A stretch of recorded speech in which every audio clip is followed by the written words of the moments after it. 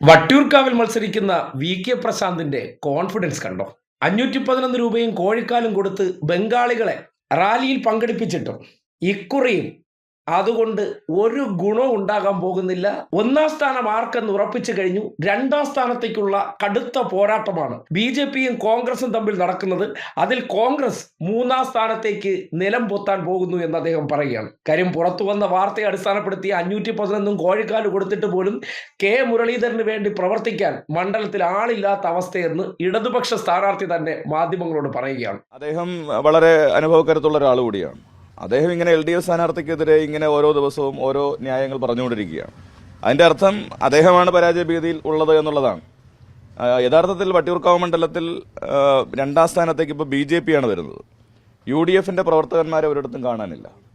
പല സ്ഥലങ്ങളിലും ഈ വാർത്ത പറഞ്ഞത് ശരിയാണ്. പല സ്ഥലങ്ങളിലും അവരുടെ ആളുകളില്ല. അവരുടെ ആളുകൾ പ്രവർത്തന രംഗത്ത് വരുന്നില്ല. ബൂത്തിൽ പ്രവർത്തിപ്പിക്കാൻ ആളില്ല.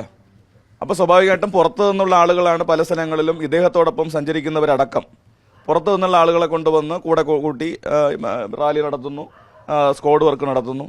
എന്നിട്ട് LDFന്റെ സ്ഥാനാർത്ഥിയുടെ പേർക്ക് ആരോപണം ഉന്നയിക്കുകയും ചെയ്യുന്നു. അപ്പോൾ ഒരു കാര്യം ഉറപ്പായി, വട്ടിയൂർക്കാവിൽ ഇക്കുറി 2 ഹാട്രിക് ഉണ്ടാകും. തുടർച്ചയായിട്ട് 3 തവണ കെ മുരളീധരൻ എന്ന കോൺഗ്രസിന്റെയും കരുണാകരന്റെയും മകൻ പരാജയപ്പെടാൻ പോവുകയാണ്. നേരത്തെ നേമത്തും തൃശ്ശൂർ വഴി വീണ്ടും വട്ടിയൂർക്കാവിൽ വന്ന് തോക്കുന്നതോടുകൂടി കെ മുരളീധരന്റെ രാഷ്ട്രീയ ഭാവി ഈ ഹാട്രിക്കോടുകൂടി കട്ടപ്പുറത്താകുമെന്ന് ഏറെക്കുറെ ഉറപ്പാവുകയാണ്. ഒരു മണ്ഡലത്തിലേക്ക് മത്സരിക്കാൻ വരുമ്പോൾ, മുൻപ് MLA ആയിരുന്ന മണ്ഡലത്തിലേക്ക് വരുമ്പോൾ അദ്ദേഹത്തിന് അവിടെ പ്രവർത്തിക്കാനായിട്ട് കോൺഗ്രസ്സുകാരെ കിട്ടുന്നില്ലെങ്കിൽ അതിന്റെ അർത്ഥം എന്താണ്? ആ കോൺഗ്രസ്സുകാരെല്ലാം ഡീല് പിടിച്ച് നേരെ BJPയുടെ പുറകെ പോയി കഴിഞ്ഞു. അപ്പോൾ കോൺഗ്രസ് ഇല്ലാത്ത അവസ്ഥയിലേക്ക് കാര്യങ്ങൾ എത്തി. 511 രൂപ കൊടുത്തിട്ടും ബംഗാളികൾ പോലും വരില്ല. കാര്യം കേരളത്തിലെ കൂലി 1000 രൂപയുണ്ട്. പിന്നെ നിങ്ങൾ 511 കുണുവ ആർക്ക് വേണമെന്നാണ് അവരുടെ ചോദ്യം. ആ നിലയ്ക്ക് ആളെ കൂട്ടാൻ പരിശ്രമിച്ചിട്ടും അദ്ദേഹം പരമാവധി കാല് പിടിച്ചിട്ടും ഒപ്പിച്ചു കൊണ്ടുവന്നവരാരും ആ മണ്ഡലത്തിലുള്ളവരല്ല.